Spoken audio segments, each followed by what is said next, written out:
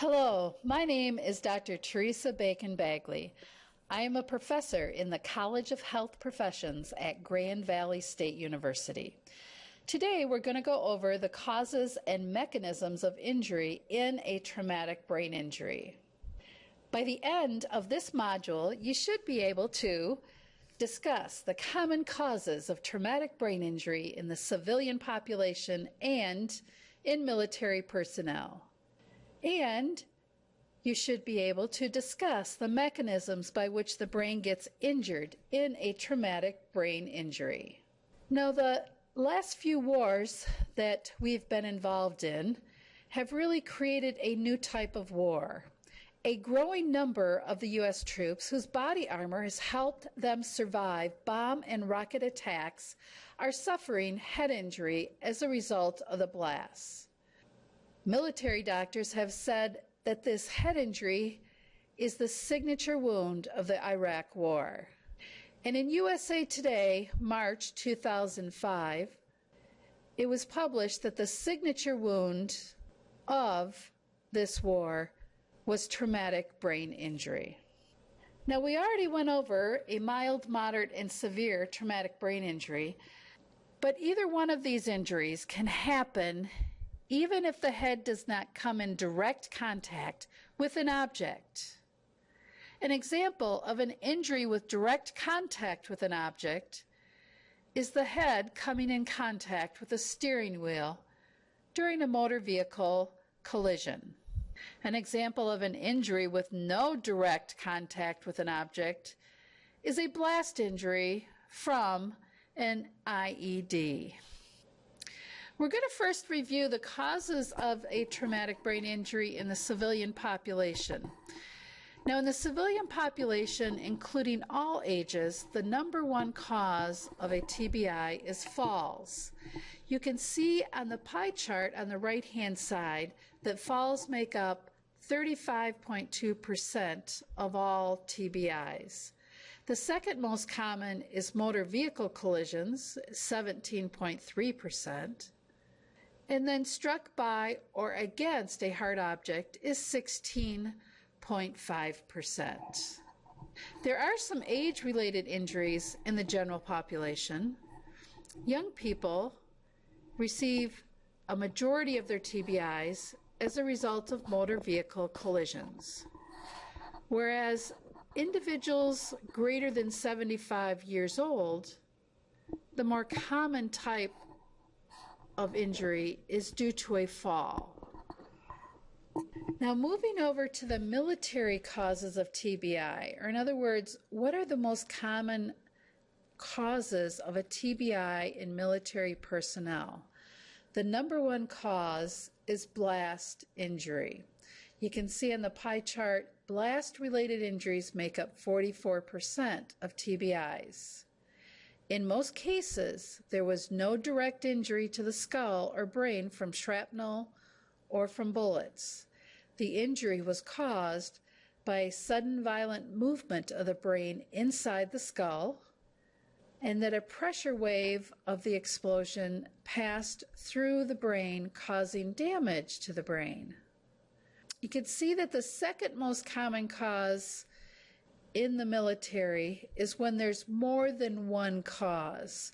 And actually, the blast-related causes may actually be within that category. For example, an IED that goes off when an individual is in a vehicle, that would result in a blast force as well as the vehicle collision. The next most common cause of a TBI in the military is falls at 10%. This slide separates out the types of TBI within the military personnel. On the previous slide, we found out that blast-related injuries are the most common, but it did not identify whether those were mild, moderate, or severe traumatic brain injury. But this chart identifies that a majority of those injuries that are seen are of the mild traumatic brain injury type or the concussion. That's what's depicted in this pie chart that's colored yellow. The next most common type of TBI in military personnel is the moderate traumatic brain injury. As seen in the table, the incidence of moderate is 30,000 compared to mild, which is 137,000 individuals. And this is a time frame between the years 2000 and 2010. Now, when we look at the types of traumatic brain injury that has occurred over 4 different years, we see a slight change.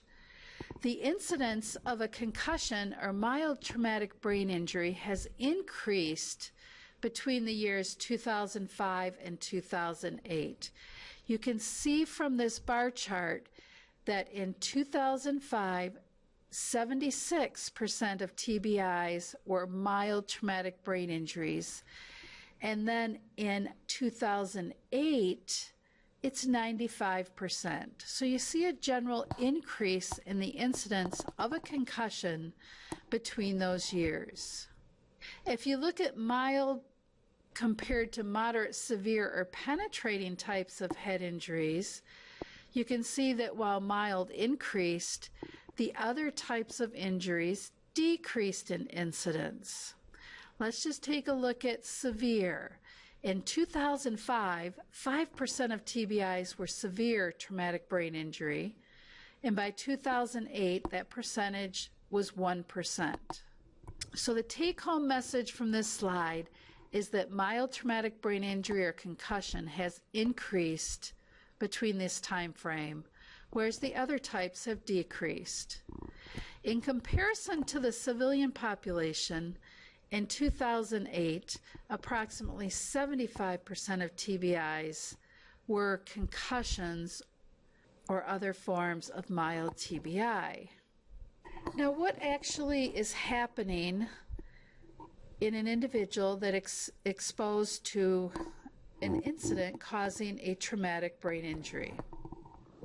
Now, one of the theories of the mechanism of a concussion or mild traumatic brain injury is that injury to the neurons results in a change in function, not structure, but change in function. Now, when we look at this diagram of a neuron, you can see that one neuron is interacting with another at the area called the synapse. That's right where the synaptic knob is at. Now, they communicate one another through the release of neurotransmitters. An example of a change in function would be if that neuron was jolted and no longer released its neurotransmitter, so therefore it could not communicate with the next neuron. That could result in some of the manifestations seen in a concussion. Now, functional changes in neurons, or the cells of the brain, are very difficult to detect by examination or imaging. They really do not show up on scans. In summary, many problems following a concussion or a mild traumatic brain injury are thought to be from neuron injury resulting in a functional change versus a structural damage to the neuron. Now, in other types of injury to the brain, the injury can be due to axonal damage itself. A sudden and violent trauma to the head can cause injury and shearing of the axons. This type of injury is known as diffuse axonal injury, or DAI. Mild axonal damage is seen in mild TBI, whereas severe axonal damage can be seen in moderate and severe TBI. In other cases, in events where the head is suddenly and violently shaken, the brain can actually move and even hit the skull. And even if the brain does not hit the skull, the sudden movement of the brain can cause some injury to the brain tissue. This is referred to as shearing injury. The brain tissue can tear from the inside and can cause bruising and swelling known as contusion. This is not common in a concussion or mild TBI, but is common in moderate and severe TBI. Other mechanisms of injury that can cause damage to the brain tissue: if the injury is severe, brain swelling will occur and will start at the time of injury and then worsen over the next 3 days before the brain starts to shrink back to its normal size. Again, this is common in moderate and severe traumatic brain injury and not in concussion or mild traumatic brain injury. If the swelling and the pressure is severe and it is not treated, it can lead to death. Again, this is uncommon in a concussion or mild traumatic brain injury, but it is seen in moderate and severe TBI. This is the end of the unit on traumatic brain injury, causes and mechanisms of injury.